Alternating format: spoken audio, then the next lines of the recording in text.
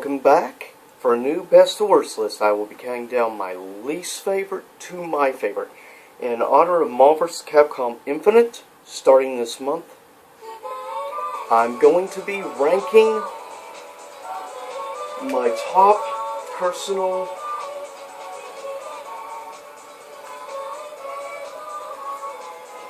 favorites of the Marvel vs. Capcom series. And I'm going to even include two standalone games that actually weren't tag battles, but they were what led to the franchise as a whole. And so that means 8 total games I'll be ranking from worst to best. Keep in mind, these are just my own personal opinions. Hope you enjoy the music in the background. I chose music from Marvel vs. Capcom and Marvel vs. Capcom 3. So enjoy the music. You hear roll right now. Coming in at number 8. Is the first game of the entire series that would lead to, of course, the creation of the Marvel vs. Capcom series as a whole. And that is, of course, X-Men Children of the Atom, which was released on 2 consoles. It was released on the original PlayStation, as well as, obviously, the Sega Saturn, which you can tell from this gigantic, oversized box. Which some early PS games were like this, too. But yeah, this is the game that would end up leading to really the creation as a whole of the crossover games. Though it's definitely clunky, which you can tell, but to be fair, this game was released originally in 1994 in the arcades. It was released either 95 or 96 on home console. But nevertheless, this would be the first attempt and would surprisingly gain quite a cult following. And would introduce a lot of future fan favorites, obviously, which none of these characters are in the new game, obviously. But for those of you who are X-Men fans, big ones, if you have original PlayStation or something, you've never played this seriously, go on eBay, pick it up. Because if I remember correctly, the PlayStation version is relatively cheap. Cheaper than the Sega Saturn version, I might add. This is only because I started collecting Saturn games years back. Back when they weren't as high as they are now. With that said, this comes in number 8. Next we have coming in at number 7. This is a lot of people's favorites, and this would be the first of the actual crossover games, of course. And that is, at number 7, X-Men vs. Street Fighter, which is what would lead to, of course, the creation of the franchise as a whole. And of course, now you hear Captain America. Stars and Stripes. But, seriously, it is a good game, and if you haven't checked out my playthrough yet of X-Men vs. Street Fighter, check it out. Part of course, Marvel vs. Capcom Legacy. Counting down. Which I'll probably start trying to do gameplay and stuff of that game. I'll be picking up Thursday evening, so I'll be doing an unboxing for the Collector's Edition.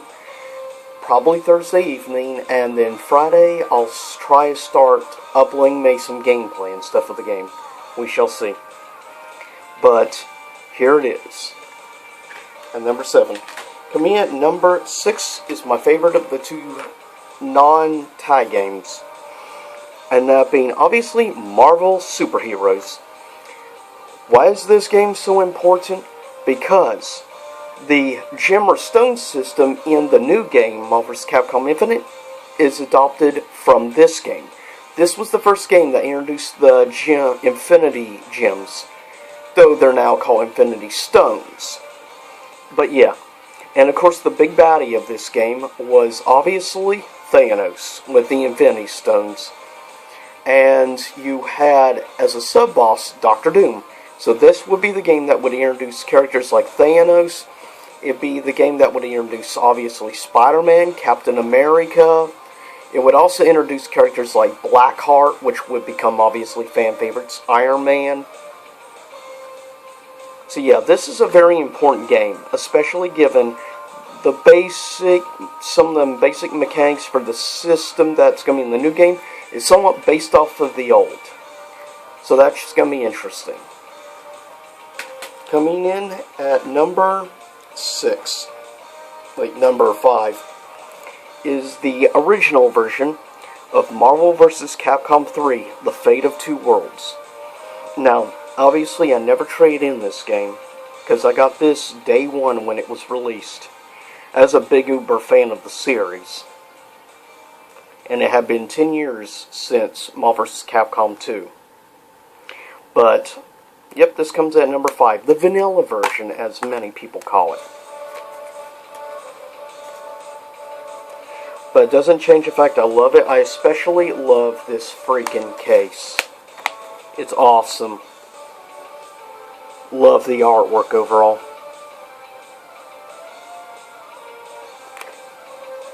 But this comes at number 5. Though technically, I know it has a better version, but still, doesn't change the fact I love this game. Coming in number 4 is the original, Marvel vs. Capcom. Of course, Sega Dreamcast, obviously. And this is the game that really, truly, I think, really impacted me of the series. This was one of the first 3 games I ever played on the Sega Dreamcast, because this was one of the launch games for the system. There was like 16 or 17 games at launch. Marvel vs. Capcom was one of the first games I picked up for the console, along with the original Soul Calibur. Pretty impressive fine games for a launch of a console. Dreamcast maybe had the best launch ever, in my personal opinion. Great game, of course, as you hear in the background, awesome music. Coming in at number 3. It's the game that actually, the first of the crossover games I ever played was not X-Men vs. Street Fighter. It was the sequel, released in like 1997, Marvel Superheroes vs. Street Fighter. Of course, obviously, on Sega Saturn, though it was PlayStation version, was the first one I actually played, so I couldn't tag back and forth. It wasn't until many years later, of course, when I got this off of eBay, I was lucky enough to get this, and on top of it, for a good price, too. But this is the best way to play the crossover games, the earlier ones, X-Men vs. Street Fighter, as well as Marvel Superheroes vs. Street Fighter. This is my favorite version because you don't get to just face Apocalypse. You also get to play against Cyber Akuma, which is still my favorite version of Akuma to this day. He's just easily my favorite. Always have been a big fan of Cyber Akuma. Though then it's probably Shin Akuma. I don't know why almost everyone seems to bow to Oni Akuma. But yeah, this is my third favorite of the series as a whole. So, and I think it did a lot of things better than X-Men vs. Street Fighter. Like, overall, the in-game mechanics were overall perfected in this game for the most part. Though there would be still stuff that would be added on, obvious through Marvel vs. Capcom, the first one. Coming in at number 2 in the series is Ultimate Marvel vs. Capcom 3. Is easily my second favorite of the entire series as a whole. And not just because you have an additional, 8 characters added to the roster, which is still pretty sweet, but also I like some of the remixes of some of the other themes that they brought back. One thing I love particularly of characters, though, they added to this game, of course, in this version, I like they added characters like Taskmaster and others. And that's awesome. Plus, also, of course, this is the PS4 version, so, which obviously, as you saw, my gameplay last night uploaded from this game with Team Devil May Cry, as I like to call them, because Virgil, Trish, and Dante are awesome together. But you're hearing the music in the background. But and now, the last. Since I don't have the official case of the Dreamcast version, I do for the Xbox version. Coming in number 1, Marvel vs. Capcom 2. Which ended up getting released on 4 platforms. Originally, of course, just the Dreamcast version. Then later would be ported to the GameCube, the Xbox, and the PS2. PS2 version is considered the worst port, because there's a lot more bugs and glitches. Of the 3 outside of the Dreamcast, Xbox is considered to be the second best port next to the Dreamcast version from the arcades.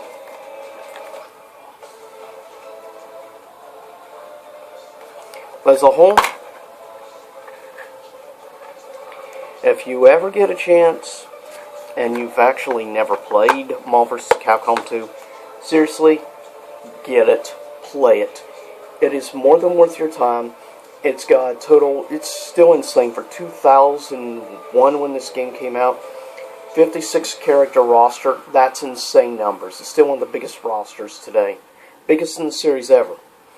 As always, this is Goku-san DBZ. I'll see you all next time in the future for some other upcoming reviews.